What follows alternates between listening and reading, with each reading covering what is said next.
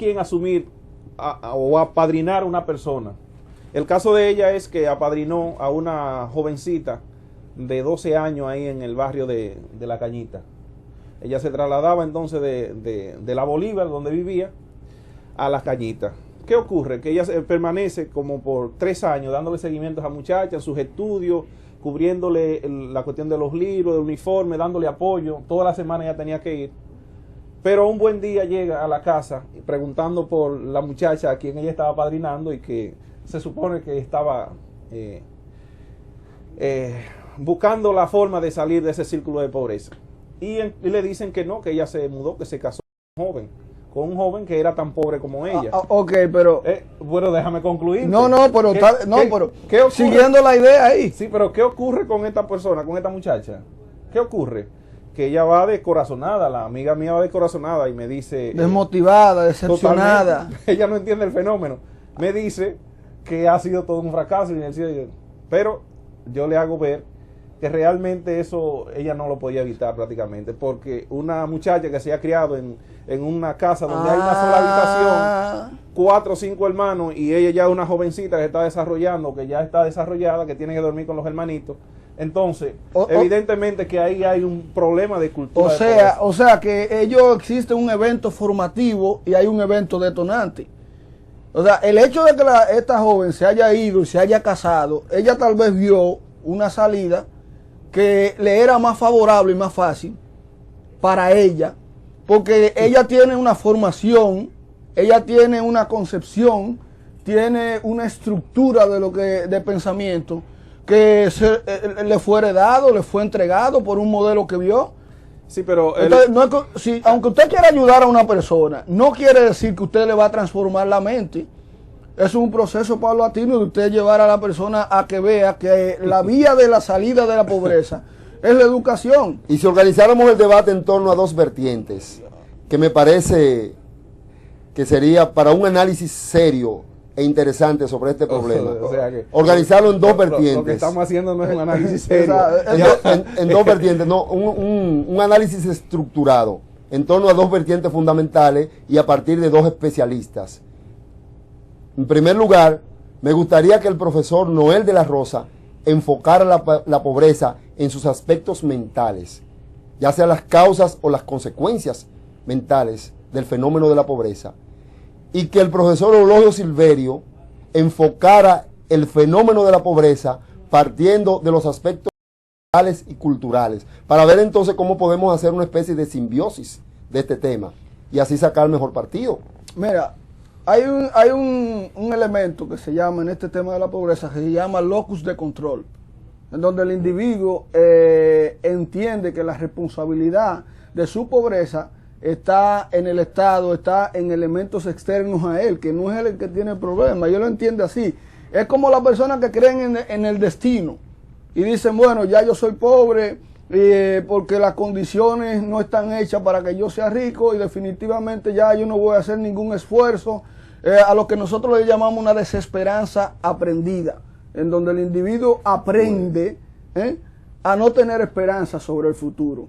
Es un elemento muy importante que hay que tomar en cuenta. El profesor Eulogio decía, 2 personas que nacen en la misma casa, ¿por qué uno puede salir adelante y el otro se queda en la pobreza y el que tiene que llevárselo a caballito es el que sale adelante? Bueno, es que existe lo que se llama las diferencias individuales.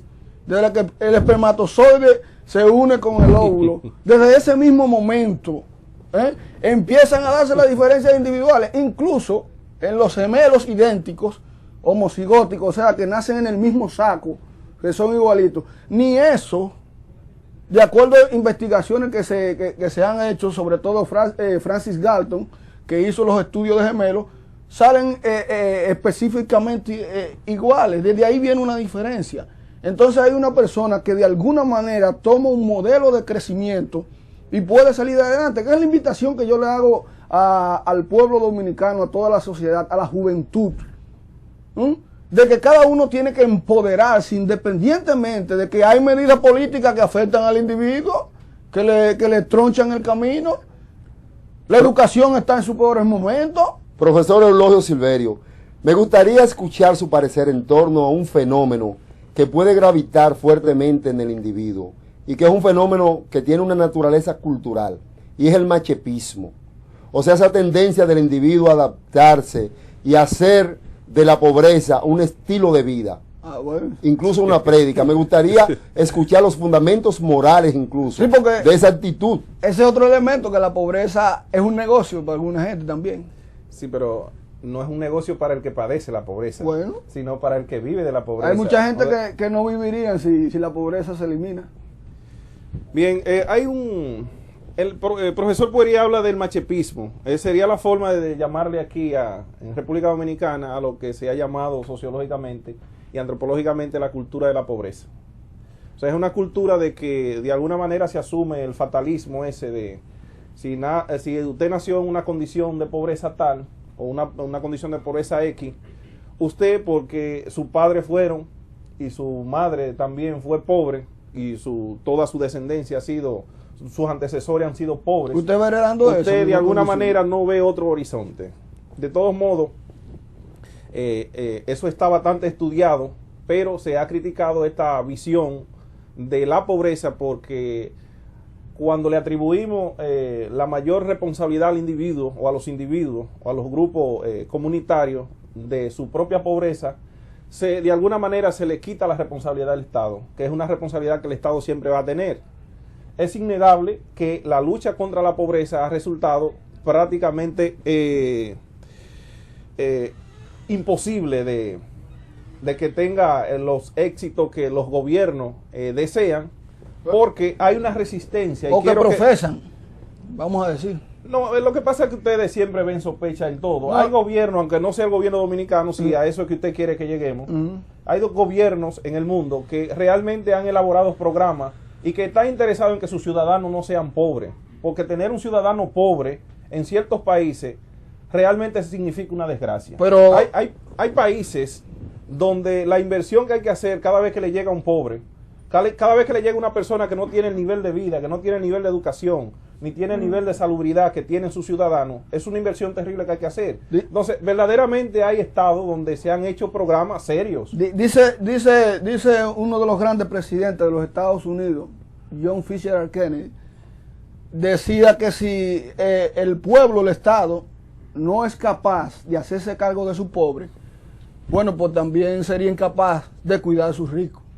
Y hay que tener cuidado con eso. Ahora, la pregunta que yo le hago a ustedes dos, filósofos, dos variables importantes, corrupción y pobreza. Si analizamos cada uno de los países que están en el subdesarrollo, o lo que se llaman países tercermundistas, o países del cuarto mundo, en la clasificación que se hace, principalmente que se hizo en la Guerra Fría, al término de la Segunda Guerra Mundial en el año 1945 y al término también de la posguerra, que se hizo una clasificación de los países, en donde el país del primer mundo era los Estados Unidos y sus aliados, y había un grupo de países del segundo mundo que eran los otros países asiáticos, y ahí viene entonces una clasificación de acuerdo a la pobreza. Y si usted busca, por ejemplo, en América Latina, usted encuentra a Haití, lo encuentra en el primer lugar de pobreza. Analice entonces los acontecimientos de corrupción que hay en Haití. Bueno, entonces no se unen de alguna manera esas dos variables. Pero es que tú no puedes ver la corrupción, el problema de la corrupción aislado. Tú tienes que verlo también como un problema de educación. Claro, porque es un... Evidentemente tiene que verlo como un problema de educación.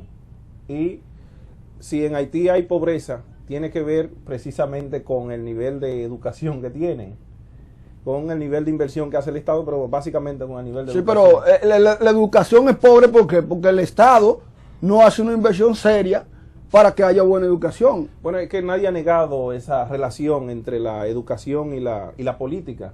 Se sabe que el elemento político es el que define los programas de educación que se llevan a cabo.